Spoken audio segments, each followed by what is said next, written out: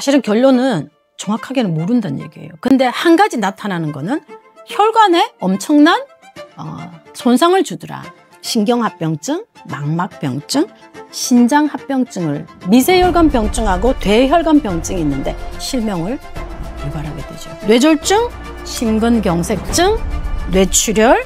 그럼 우리는 치료는 어떻게 해야 되냐? 둘 다 신경 써서 하셔야 돼요. 안녕하세요. 재민통합내과정형외과의 내과원장 조문숙입니다. 오늘은 제가 사실 뇌분비 전문인데 왜 당뇨병 얘기는 자꾸 안 하느냐 그런 말씀들을 하셔서 대부분 제가 보는 환자가 당뇨병, 고혈압, 갑상선 환자인데, 그래서 오늘은 당뇨병에 대한 전체적인 합병증에 대한 그 대략적인 걸 말씀드리고, 생활 속에서 여러분들이 혈당 조절을 하기 위해서는 당뇨병을, 합병증을 예방하기 위해서는 어떻게 좀 했으면 좋겠다 하는 걸 말씀드릴까 합니다. 제가 당뇨병 환자들을 대상으로 하는데도 해보니 30년 이상 해보니 당뇨병 이거는 좀 안 왔으면 좋겠다. 당뇨병이 안 오면은 나머지 질환은 사실 치료를 못할 게 없다 할 정도로 당뇨병이 머리끝부터 발끝까지 단순한 질환이 아니고 혈관 질환인 거예요. 그 혈관 질환이 내 사는 동안에 내가 먹고 자고 일상생활에서 모든 생애에 영향을 미치니까 단순하게 옛날에는 당뇨병이 췌장의 문제만 있어서 생기는 줄 알았는데 지금은 당뇨병의 원인, 병인론도 8가지랬다가 12가지랬다가 지금 12가지까지 나왔거든요. 그렇게 많다는 건 무슨 얘기냐? 사실은 결론은 정확하게는 모른다는 얘기예요. 근데 한 가지 나타나는 거는 혈관에 엄청난 손상을 주더라. 그래서 우리가 합병증을 크게 나누면 미세혈관병증하고 대혈관병증이 있는데, 미세혈관병증은 말 그대로 연도 따라, 그러니까 당뇨병을 앓고 있는 기간 따라 가는 거예요. 내가 당뇨병을 진단받고 치료를 못했을 때 우리 당화혈색소 몇 %가 목표치라고 말씀드렸죠? 6.5%라고 그러죠? 정상인은 5%예요. 내가 6.5%를 넘는 순간, 당화혈색소 6.5%를 넘는 순간 나는 이제 당뇨병 환자고 당뇨병으로 인한 합병증을 예방을 하고 신경을 써야 되는 상황이 된 거죠. 그래서 6.5% 이상이 오래되면 오래될수록 당뇨병성 미세혈관병증은 제일 먼저 신경병증, 망막병증, 신장병증 이렇게 진행을 하게 돼 있습니다. 또 한 가지 대혈관병증이라고 하는 거는 당뇨병의 유병 기간하고 상관없이 이 환자가 가지고 있는 고혈압, 이상지혈증, 그다음 흡연, 비만, 지방간 이런 것과 연관되어서 일반 환자보다 훨씬 더 빈도가 2배 또는 3배, 4배 이상 뇌졸중, 심근경색증, 뇌출혈, 족부교양으로 인해서 절단하는 일, 자율신경병증이 진행하는 것이 대혈관 합병증이에요. 그러니까 당뇨병은 질환 하나 있는 것만 가지고도 유병기간에 따라서 미세혈관 합병증이 있고, 유병기간하고 상관없이 동반되어 있는 질환과 연관되어 있어서 대혈관 합병증이 온다는 거죠. 그럼 우리는 치료는 어떻게 해야 되냐? 둘 다 신경 써서 하셔야 돼요. 제가 오늘 여기서 잠시 한번 그 그림을 좀 보여드리겠습니다. 여기 보시면은 당뇨병 처음 진단받았을 때 이미 6.5%라고 얘기했을 때가 내 췌장 기능이 이미 50%가 좀 망가졌을 때 우리가 진단을 하는 거예요.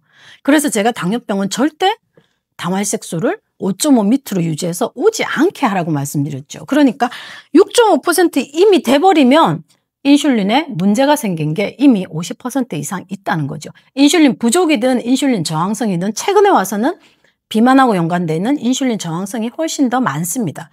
제가 좀 전에 말씀드린 여기에서 6.5를 진단을 받았어요. 그런데 지금 환자분들의 치료 패턴은 어떻게 하고 있냐면, 원장님 저 운동 좀 해볼게요. 식사 좀 해볼게요. 조금만 더 기다려주세요. 약 안 먹고 싶어요.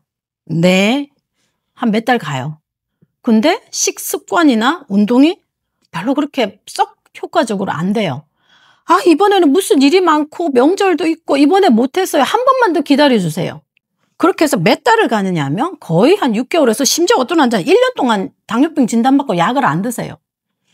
그러는 동안에 내 췌장이나 내가 갖고 있는 병에 대한 동반되는 질환의 합병증은 계속 진행을 하는 거죠.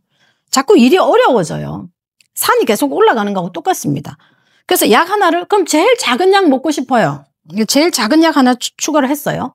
먹는 약으로. 근데 결국은 살다 보니 운동도 할 시간 없고 음식은 왜 그래 맛있는 건 많은지 일은 왜 그래 모임은 많은지 또 운동 못해요. 조금 좋아지는 것 같다가 또 나빠져요.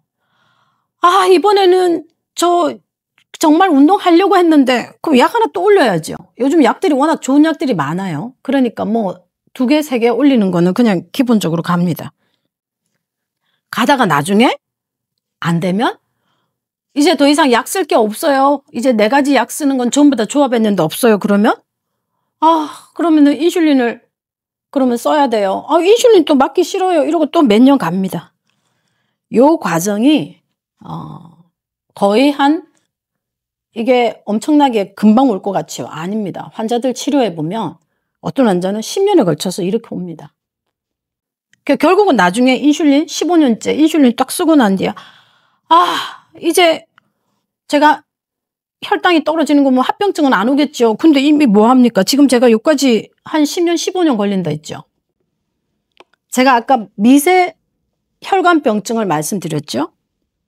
당뇨병 유병 기간하고 일치하는 신경병증이 제일 먼저 오지요. 그러는 동안 팔다리가 저리고 남이살 같고 뭐 이게 다 하면 좀 아프고 발이 따끔따끔하고 막 이래요.